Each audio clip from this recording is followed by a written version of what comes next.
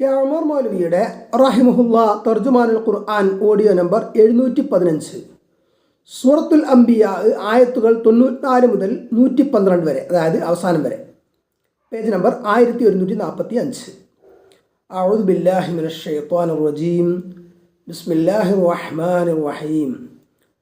فمن يعمل من الصالحات وهو مؤمن فلا كفران لسعيه وإنا له كاتبون وحرام على قرية أهلكناها أنهم لا يرجعون حتى إذا فتحت يأجوج ومأجوج وهم من كل حدب ينسلون واقتربت الوعد الحق فإذا هي شاخصة أبصار الذين كفروا يا ويلنا قد كنا في غفلة من هذا بل كنا ظالمين إنكم وما تعبدون من دون الله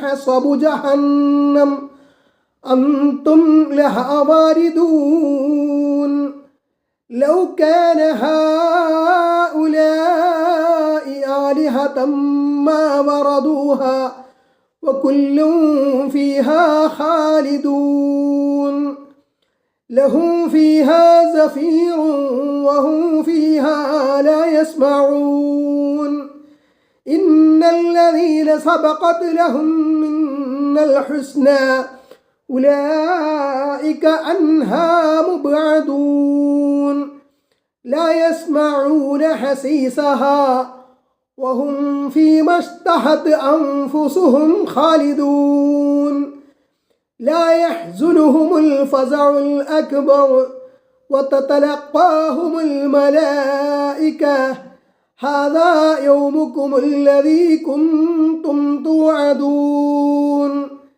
يوم نطوي السماء كطي السجل للكتب كما بدأنا أول خلق نعيده وعدا علينا إنا كنا فاعلين ولقد كتبنا في الزبور من بعد الذكر أن الأرض يرثها عبادي الصالحون إن في هذا لبلاغا لقوم عابدين وما أرسلناك إلا رحمة للعالمين قل إنما يوحى إلي أنما إلهكم إله واحد فهل أنتم مسلمون فإن تولوا فقل آذنتكم على سواء وإن أدري أقريب أم بعيد ما توعدون إنه يعلم الجهر من القول ويعلم ما تكتمون وإن أدري لعله فتنة لكم ومتاع إلى حين قال رب احكم بالحق وربنا الرحمن المستعان على ما تصفون. K Umar മൗലവിയുടെ റഹിമഹുല്ലാ തർജുമാനുൽ ഖുർആൻ audio number 716. സൂറത്തുൽ അംബിയ ആയത്ത് 94, പേജ് നമ്പർ 1145. ഫമൻ യഅമൽ മിനസ് സ്വാലിഹാത്തി വഹുവ മുഅ്മിനുൻ. അതിനാൽ സത്യവിശ്വാസിയായിരിക്കുന്ന അവസ്ഥയിൽ സൽക്കർമ്മങ്ങളിൽ വല്ലതും ആരെങ്കിലും ചെയ്യുന്ന പക്ഷം, കർമ്മം നല്ലതായാൽ മാത്രം പോരാ, വിശ്വാസിയായ അവസ്ഥയിൽ ചെയ്യണം. അള്ളാഹു ഇത് കാണുമെന്നും അവൻ ഇതിൻ്റെ പ്രതിഫലം തരുമെന്നുമുള്ള വിശ്വാസമില്ലെങ്കിൽ കർമ്മങ്ങൾ പരിഗണിക്കപ്പെടുകയില്ല. വിശ്വാസം എന്ന് വെച്ചാൽ അത് തികച്ചും അദൃശ്യമായ കാര്യമാണ്. അദൃശ്യമായ കാര്യങ്ങളിൽ ഏറ്റവും മുഖ്യമായത് അള്ളാഹുവിൽ വിശ്വസിക്കലാകുന്നു. അള്ളാഹുവിൻ്റെ രക്ഷ ആഗ്രഹിക്കുകയും ശിക്ഷ ഭയപ്പെടുകയും ചെയ്യലാണ് ഈ വിശ്വാസത്തിൻ്റെ കാതൽ. അപ്പോൾ ഈ നിലയിൽ മാത്രമേ കർമ്മങ്ങൾ അഥവാ ഇബാദത്ത് ആവുകയുള്ളൂ. ഈ രക്ഷാശിക്ഷകളുടെ അഭൗതികമായ ആശയവും ആശയും ഭയവും. അള്ളാഹുവിനെ വിട്ട് മറ്റേതെങ്കിലും കേന്ദ്രത്തിലേക്ക് പോയാൽ ഇബാദത്ത് അങ്ങോട്ടാകും. അത് ഷിർക്കും കുഫ്റുമാണ്. Page number 1146. ഫലാ കുഫ്റാന ലിസഇഹി, അവൻ്റെ അധ്വാനത്തെ നിഷേധിക്കലുണ്ടാവുകയില്ല. വഇന്നാ ലഹു കാതിബൂൻ, നിശ്ചയമായും നാം അത് രേഖപ്പെടുത്തി വെക്കുന്നതുമാകുന്നു. എല്ലാ കർമ്മങ്ങളും രേഖപ്പെടുത്തി അവയ്ക്കെല്ലാം കൃത്യമായ പ്രതിഫലം നൽകുമെന്നതിൽ ഒരു സംശയവും വേണ്ട. ആയത്ത് 95. വഹറാബുൻ അലാ ഖറിയത്തിൻ അഹ്ലക്നാഹ, നാം നശിപ്പിച്ച ഒരു നാട്ടിന് അസംഭവ്യമാണ് അന്നഹും ലാ യർജിഊൻ, നമ്മുടെ അടുക്കലേക്ക് അവർ മടങ്ങി വരാതിരിക്കൽ. നമ്മുടെ മുമ്പാകെ ഹാജരാകാതിരിക്കാൻ ആർക്കും സാധ്യമല്ല. ഈ ലോകത്ത് ശിക്ഷ അനുഭവിച്ചു എന്നുള്ളത് കൊണ്ട് പരലോക ശിക്ഷയിൽ നിന്ന് അവർക്ക് മോചനം കിട്ടുകയില്ല. അള്ളാഹു ശിക്ഷ വിധിച്ച് നശിപ്പിക്കാൻ ഉദ്ദേശിക്കുന്ന ഏത് ജനതയും അവർ നല്ല നിലയിലായി സത്യം സ്വീകരിക്കാൻ മുന്നോട്ട് വരികയില്ല. സത്യത്തിലേക്ക് അവർ മടങ്ങുകയില്ല. അത്തരക്കാരെയാണ് അള്ളാഹു നശിപ്പിക്കുക എന്നും വ്യാഖ്യാനമുണ്ട്. ആയത്ത് 96. അങ്ങനെ ജൂജും തുറന്നു വിടപ്പെടുമ്പോൾ വഹും മിൻ കുല്ലി ഹദബിൻ യൻസിലൂൻ, അവർ എല്ലാ പൊക്കപ്രദേശങ്ങളിൽ നിന്നും കുതിച്ചിറങ്ങി വരുന്നതായ അവസ്ഥയിൽ. ആയത്ത് 97. വഖ്തറബൽ വഅദുൽ ഹഖ്, സത്യമായ വാഗ്ദാനം അടുത്തു വരികയും ചെയ്യുമ്പോൾ ഫഇദാ ഹിയ ശാഖിസത്തുൻ അബ്സ്വാറുൽ ലദീന കഫറു, അപ്പോഴതാ നിഷേധികളായിട്ടുള്ളവരുടെ കണ്ണുകൾ ഇമവെട്ടാതെ നോക്കിക്കൊണ്ടിരിക്കുന്നതാകുന്നു. യാ വൈലനാ ഖദ് കുന്നാ ഫീ ഗഫ്ലത്തിൻ മിൻ ഹാദാ, ഞങ്ങളുടെ നാശമേ, ഞങ്ങൾ ഇതിനെപ്പറ്റി അശ്രദ്ധയിലായിരുന്നു. ബൽ കുന്നാ ളാലിമീൻ, അല്ല, ഞങ്ങൾ അക്രമികളായിപ്പോയി എന്നവർ പറയും. ജനങ്ങൾ ഇങ്ങനെ അശ്രദ്ധരായും നിഷേധികളായും താന്തോന്നികളായും കഴിഞ്ഞുകൂടുന്നത് അന്ത്യദിനം അടുക്കുന്നത് വരെയാണ്. ജൂജും തടുത്തു നിർത്തപ്പെട്ട ആ കെട്ട് പൊട്ടിച്ച് അവരെ പുറത്തേക്ക് കൊണ്ടുവരും. അന്ത്യനാൾ അടുത്തു വരുന്നു എന്നതിനടയാളമാണിത്. സമുദ്രം പോലെ ഓളം വെട്ടിക്കൊണ്ട് നാട്ടിലൊക്കെയും അവർ പരക്കും. മനുഷ്യരെ വീണ്ടും ജീവിപ്പിക്കാൻ നിശ്ചയിച്ച സമയം അടുത്തു വരും. അപ്പോൾ അതാ നിഷേധികളായിട്ടുള്ളവർ കണ്ണു തുറക്കും, പിന്നെ കണ്ണടക്കുകയില്ല, കണ്ണു വെട്ടുക പോലുമില്ല. അങ്ങനെ വിലപിച്ചു കൊണ്ടിരിക്കും. അതിദുഃഖകരമായ ഈ ദുരവസ്ഥയ്ക്ക് പിന്നെ മാറ്റമില്ല. സത്യം സ്വീകരിക്കാൻ അപ്പോൾ തോന്നിയിട്ടൊരു കാര്യവുമില്ല. പേജ് നമ്പർ 1147, ആയത്ത് 98. ഇന്നകും വമാ തഅബുദൂന മിൻ ദൂനില്ലാഹി ഹസ്വബു ജഹന്നമ, നിശ്ചയമായും നിങ്ങളും അള്ളാഹുവിന് പുറമെ നിങ്ങൾ ആരാധിച്ചു കൊണ്ടിരിക്കുന്നവയും നരകത്തിലെ വിറകാകുന്നു. അന്തും ലഹാ വാരിദൂൻ, നിങ്ങൾ അതിൻ്റെ അടുത്ത് ചെല്ലുന്നതാകുന്നു. വിഗ്രഹങ്ങളും ബിംബങ്ങളും തുടങ്ങി ആരാധിക്കപ്പെടുന്ന എല്ലാം നരകത്തിലിട്ട് കത്തിക്കും. തന്നെ ആരാധിക്കണമെന്ന് ആവശ്യപ്പെടുന്ന മനുഷ്യ ദൈവങ്ങളും അതിൽപ്പെടും. ഈസാ നബി അലൈഹിസ്സലാം, ഉസൈർ നബി അലൈഹിസ്സലാം, മലക്കുകൾ, പ്രവാചകന്മാർ, പുണ്യാത്മാക്കൾ എന്നിങ്ങനെയുള്ളവർ അതിൽ നിന്നൊഴിവാകുന്നു. 101-ാം ആയത്തിൽ അക്കാര്യം വ്യക്തമാക്കുന്നുണ്ട്. അവരുടെ സമ്മതമോ അംഗീകാരമോ ഇല്ലാതെയാണ് അവരെ ആരാധിക്കുന്നത്. ആയത്ത് 99. ഇവർ ആരാധ്യരായിരുന്നെങ്കിൽ അവർ നരകത്തിൻ്റെ അടുത്ത് ചെല്ലുകയില്ലായിരുന്നു. വകുല്ലും ഫിഹാ ഖാലിദൂൻ, എല്ലാവരും അതിൽ ശാശ്വതരാകുന്നു. ആയത്ത് 100. ലഹും ഫിഹാ സഫീറുൻ, അതിൽ അവർക്കൊരു തേങ്ങലുണ്ട്. വഹും ഫിഹാ ലാ യസ്മഊൻ, അതിൽ വെച്ച് അവർ കേൾക്കുകയുമില്ല. നരകത്തിൽ യാതൊന്നും കേൾക്കുകയില്ല എന്നത് ശിക്ഷയുടെ കാഠിന്യത്തെ കുറിക്കുന്നു. ആയത്ത് 101. ഇന്നല്ലദീന സബഖത് ലഹും മിന്നൽ ഹുസ്ന, നിശ്ചയമായും നമ്മുടെ പക്കൽ നിന്ന് സദ്വാർത്ത മുൻകൂട്ടി ലഭിച്ചവരാരോ അവർ ഉലൈക അൻഹാ മുബ്അദൂൻ, അവർ അതിൽ അഥവാ നരകത്തിൽ നിന്ന് അകറ്റപ്പെടുന്നവരാകുന്നു. അള്ളാഹുവിന് പുറമെ മറ്റു വസ്തുക്കളെ ആരാധിച്ചവരും അവർ ആരാധിച്ച വസ്തുക്കളും എല്ലാം നരകത്തിലാണെന്ന് പറഞ്ഞപ്പോൾ ചിലർ ഒരു തർക്കം പറഞ്ഞു. ഈസാ നബി അലൈഹി സ്വലാമയെ ഒരു കൂട്ടർ ആരാധിക്കുന്നുണ്ടല്ലോ, ഈസാ നബി അലൈഹി സ്വലാം നരകത്തിലാണോ എന്ന്.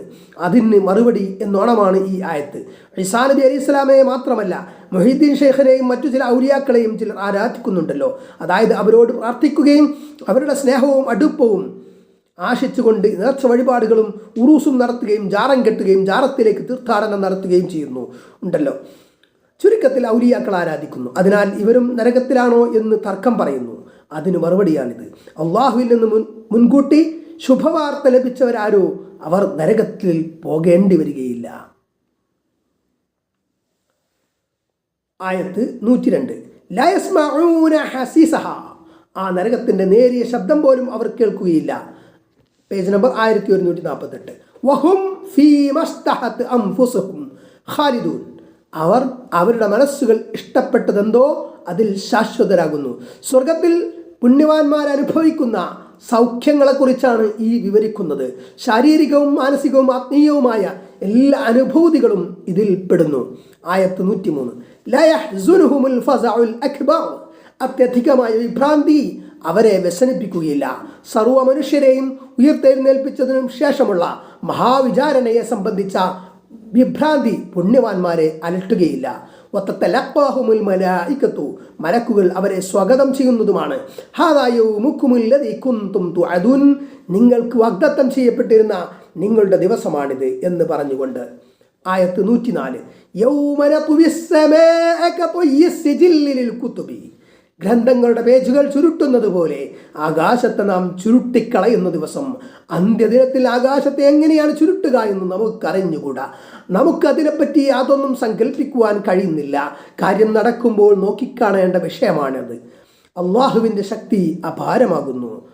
കമാ ബദഅനാ അവ്വല ഖൽഖിൻ നുഈദുഹു, ആദ്യത്തെ സൃഷ്ടിപ്പ് നാം തുടങ്ങിയതുപോലെ തന്നെ നാം അത് ആവർത്തിക്കുന്നതുമാണ്.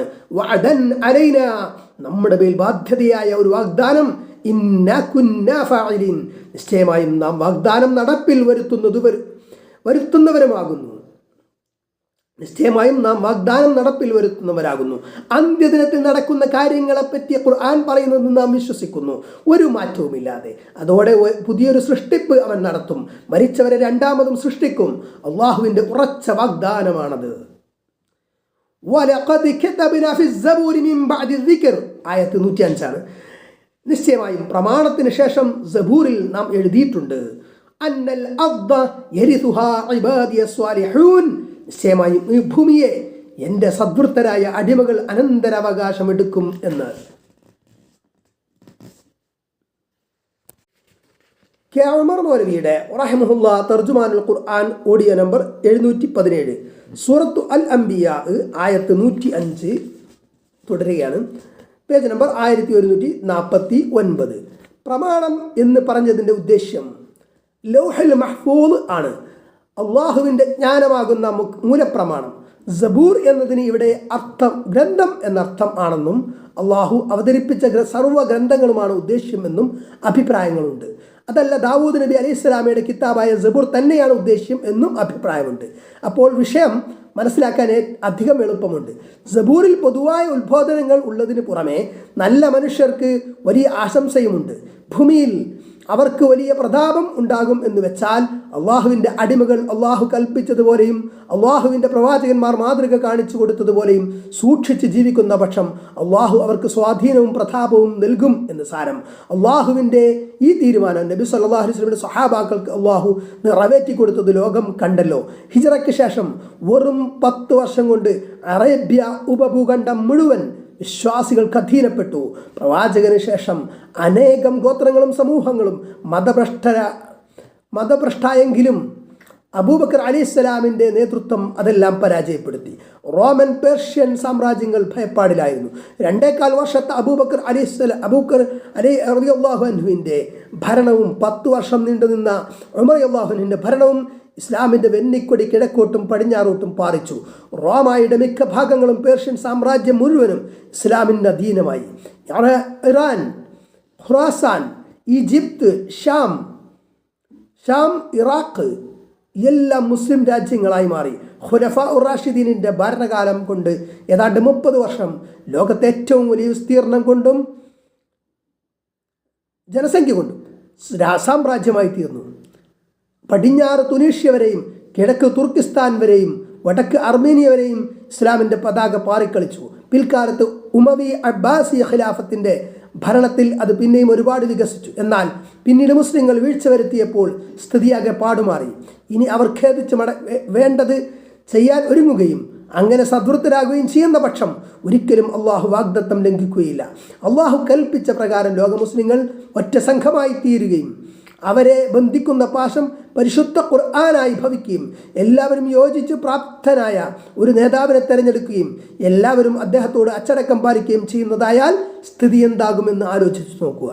ലോകം അവർക്ക് കീഴടങ്ങുകയും ലോകം ശാന്തമാവുകയും ചെയ്യും, യാതൊരു സംശയവുമില്ല.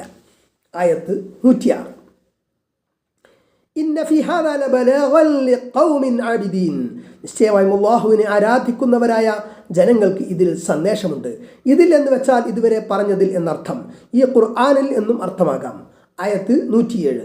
വമാ അർസൽനാക ഇല്ലാ റഹ്മതൻ ലിൽ ആലമീൻ. ലോകരോടുള്ള കാരുണ്യമായിട്ടല്ലാതെ നിന്നെ നാം നിയോഗിച്ചിട്ടില്ല. ലോകത്തിനും ലോകർക്കും കാരുണ്യമാണ് പ്രവാചകൻ സ്വല്ലല്ലാഹു അലൈഹി വസല്ലം. അള്ളാഹു ലോകരോട് വിശാലമായ കരുണയുള്ളവനാകുന്നു.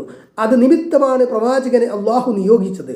ആ പ്രവാചകനും കാരുണ്യത്തിൻ്റെ മൂർത്തിമത് ഭാവമായിരുന്നു. നബി സല്ലല്ലാഹു അലൈഹി വസല്ലമിൻ്റെ ജീവിതം ഇതിന് തെളിവാണ്. Page number 1150. ലോക സൃഷ്ടിക്ക് കാരണം മുഹമ്മദ് സല്ലല്ലാഹു അലൈഹി വസല്ലം ആണെന്നും ആദ്യം സൃഷ്ടിച്ചത് അന്ത്യപ്രവാചകനെയാണെന്നും പലരും പ്രചരിപ്പിക്കാറുണ്ട്. പ്രാമാണികമായ രേഖകളില്ലാത്ത പ്രചാരണങ്ങളാണത്. അടിസ്ഥാനരഹിതമാണ് എന്നർത്ഥം. പ്രവാചകനെ പ്രശംസിക്കാൻ വേണ്ടി പലതും പറഞ്ഞ് അതിര് കവിയുന്നവയാണതൊക്കെ. ലോകർക്ക് കാരുണ്യമെന്ന ഖുർആൻ പ്രശംസ തന്നെ അത്യുന്നതവും അർത്ഥവത്തുമാണ്. അന്ധകാരത്തിലും അധാർമികതയിലും അന്ധവിശ്വാസങ്ങളിലും അണ്ടുപോയ ലോകജനതയ്ക്ക് എക്കാലത്തും മാതൃകാപുരുഷനായി പ്രവാചകനെ അള്ളാഹു രേഖയാക്കിയിട്ടുണ്ട്.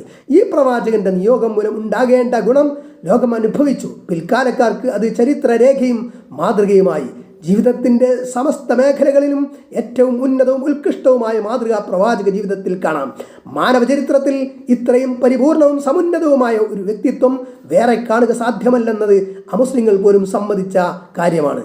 മൈക്കൽ എച്ച് അഹർട്ട് എന്ന എഴുത്തുകാരൻ ഉദാഹരണം. പ്രവാചകന്റെ ഓരോ ചലനവും രേഖപ്പെടുത്തപ്പെട്ട വിശദമായ ചരിത്രം പോലെ ലോകത്ത് മറ്റാരുടെ ചരിത്രവും രേഖപ്പെടുത്തപ്പെട്ടിട്ടില്ല എന്നതും പ്രത്യേകം പ്രസ്താവ്യമാകുന്നു. ഖുർആനും പ്രവാചകചര്യയും പിന്തുടരുന്ന വ്യക്തിക്കും കുടുംബത്തിനും സമൂഹത്തിനും രാഷ്ട്രത്തിനും സമാധാനവും രക്ഷയുമുണ്ട്. മനുഷ്യൻ ബോധവാന്മാരാകുമെങ്കിൽ ഇവിടെ ലോകത്തിന് കാരുണ്യം നിമിത്തമല്ലാതെ നിയോഗിച്ചിട്ടില്ല എന്ന് അർത്ഥം പറയാറുണ്ട്. പ്രവാചകൻ എല്ലാ മനുഷ്യർക്കും മാതൃകാപുരുഷനാണ്. മനുഷ്യർക്കിവിടെ ഏതെല്ലാം മേഖലകളിൽ ജീവിക്കേണ്ടതുണ്ടോ, ഏതെല്ലാം പ്രശ്നങ്ങൾ കൈകാര്യം ചെയ്യേണ്ടതുണ്ടോ അവയിലെല്ലാം ഏറ്റവും ഉത്തമമായ മാതൃക പ്രവാചക ജീവിതത്തിലുണ്ട്. ആയത്ത് 108. ഖുൽ ഇന്നമാ യുഹാ ഇലയ്യ അന്നമാ ഇലാഹുക്കും ഇലാഹുൻ വാഹിദ്. പറയുക, നിശ്ചയമായും നിങ്ങളുടെ ആരാധ്യനേകനായ ആരാധ്യനാകുന്നു എന്ന് എനിക്ക് ദിവ്യ സന്ദേശം നൽകപ്പെടുന്നു. ഫഹൽ അന്തും മുസ്ലിമൂൻ. അതിനാൽ നിങ്ങൾ ആത്മാർപ്പണം ചെയ്യുന്നവരാണോ? യഥാർത്ഥത്തിൽ അള്ളാഹു മാത്രമാണ് ഏക ആരാധ്യനെന്നും അവനാണ് നമ്മുടെ ആരാധനയ്ക്ക് അവകാശിയായിട്ടുള്ളതെന്നും ഏതൊരാൾക്കും നിഷ്പ്രയാസം ബോധ്യപ്പെടുന്നതാണ്. നമുക്ക് ഈ ജീവിതത്തിൽ നേരിടുന്ന വിഷമ പ്രശ്നങ്ങളിലും പരലോക ജീവിതത്തിലെ രക്ഷയ്ക്കും വേണ്ടിയാണ് ആരാധനയുടെ ആവശ്യം നേരിട്ടത്. ആ പരിഹാരമുണ്ടാക്കി തരുന്നവനെയാണ് ആരാധിക്കേണ്ടതെന്ന് മനസ്സിലാക്കാൻ വളരെയൊന്നും ചിന്തിക്കേണ്ടതില്ലല്ലോ. അതുകൊണ്ട് ഈ വിഷയം സ്വബുദ്ധ്യ ഗ്രഹിക്കത്തക്കതാണ്. എങ്കിലും പിശാച് ശുപാർശയുടെ പ്രശ്നവുമായി വരുന്നു. അള്ളാഹുവിൻ്റെ ഇഷ്ടദാസന്മാരെ മധ്യസ്ഥന്മാരും ഇടയാളന്മാരുമാക്കി അവരെക്കൊണ്ട് ശുപാർശ ചെയ്യിച്ചെങ്കിലേ രക്ഷയുള്ളൂ എന്ന് ജനങ്ങളെ തെറ്റിദ്ധരിപ്പിക്കാൻ ശ്രമിക്കുന്നു. അതുകൊണ്ടാണ് ദിവ്യ സന്ദേശം കാലാകാലങ്ങളിൽ ആവശ്യമായി വന്നത്. ആയത്ത് 109.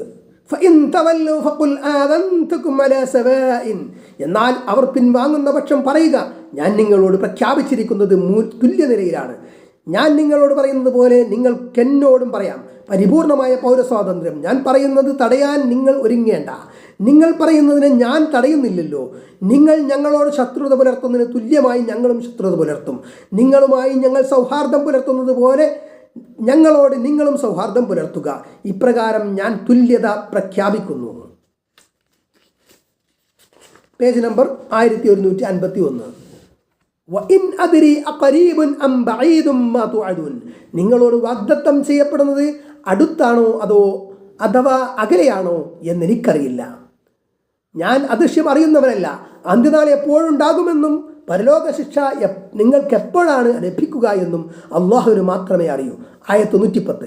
ഇന്നഹു യഅലമുൽ ജഹ്റ മിനൽ ഖൗലി, നിശ്ചയമായും വർത്തമാനങ്ങളിൽ പരസ്യമായത് അവൻ അറിയുന്നു. വയഅലമു മാ തക്തുമൂൻ, നിങ്ങൾ മറച്ചു വെടിക്കുന്നതും അവൻ അറിയുന്നു. ആയത്ത് 111. വഇൻ അദ്രി ലഅല്ലഹു ഫിത്നത്തുൽ ലക്കും, എനിക്കറിഞ്ഞുകൂടാ അത് നിങ്ങൾക്കൊരു പരീക്ഷണമായേക്കാം. വമതാഉൻ ഇലാ ഹീൻ, ഒരു സമയം വരെ നിങ്ങൾക്കൊരു സുഖാനുഭവം അയക്കാം. നിങ്ങൾക്ക് വിധിക്കപ്പെട്ട ശിക്ഷ പിന്തുന്നത് എന്തുകൊണ്ടാണെന്ന് എനിക്കറിഞ്ഞുകൂടാ. നിങ്ങൾക്കിവിടെ അധികം സുഖസൗകര്യങ്ങൾ നൽകി നിങ്ങളുടെ ശിക്ഷ കഠിനമായി തീരുവാൻ തക്കവണ്ണം നിങ്ങളെ പരീക്ഷിക്കുന്നതാണെന്നാണ് ഞാൻ വിചാരിക്കുന്നത്. ആയത്ത് 112. ഖാല റബ്ബിഹ്കും ബിൽ ഹഖ്, അദ്ദേഹം പറഞ്ഞു, എൻ്റെ റബ്ബേ നീ യാഥാർത്ഥ്യമനുസരിച്ച് വിധിക്കണമേ. വറബ്ബുന റഹ്മാനുൽ മുസ്തആനു അലാ മാ തസിഫൂൻ, ഞങ്ങളുടെ റബ്ബ് മഹാകാരുണികനും നിങ്ങൾ പറഞ്ഞുണ്ടാക്കിക്കൊണ്ടിരിക്കുന്നതിനെ സംബന്ധിച്ച് സഹായം അപേക്ഷിക്കപ്പെടുന്നവനുമാകുന്നു. നബി സല്ലല്ലാഹു അലൈഹി വസല്ലം അള്ളാഹുവിനോട് പ്രാർത്ഥിച്ചു, നാഥ, ഞങ്ങളും ഈ മുശ്രിക്കുകളും തമ്മിലുള്ള പോരാട്ടത്തിൽ ശിക്ഷാർഹരായിട്ടുള്ളവരെ ശിക്ഷിക്കണേ. ഇനിയും അവർക്ക് സമയം നീട്ടിക്കൊടുക്കരുതേ. നിന്റെ പാവപ്പെട്ട അടിമകൾ അവർ മുഖേന വളരെ കഷ്ടപ്പെട്ടിരിക്കുന്നു. പിന്നെ മുശ്രിക്കുകളോടായി നബി സല്ലല്ലാഹു അലൈഹി വസല്ലം പറഞ്ഞു, ഞങ്ങളുടെ റബ്ബ് അതിയായ കരുണയുള്ളവനാണ്. അവനെ സംബന്ധിച്ച് നിങ്ങൾ പറഞ്ഞു കൊണ്ടിരിക്കുന്ന അസംബന്ധങ്ങളും തോന്യാസങ്ങളും മൂലമുള്ള നാശങ്ങളെ ഇല്ലായ്മ ചെയ്യുവാൻ അവനോട് തന്നെ ഞങ്ങൾ സഹായം തേടുന്നു. എല്ലാ സഹായങ്ങളും അനുഗ്രഹവും നൽകുന്നത് അവൻ മാത്രമാകുന്നു. സൂറത്തുൽ അംബിയ അവസാനിച്ചു.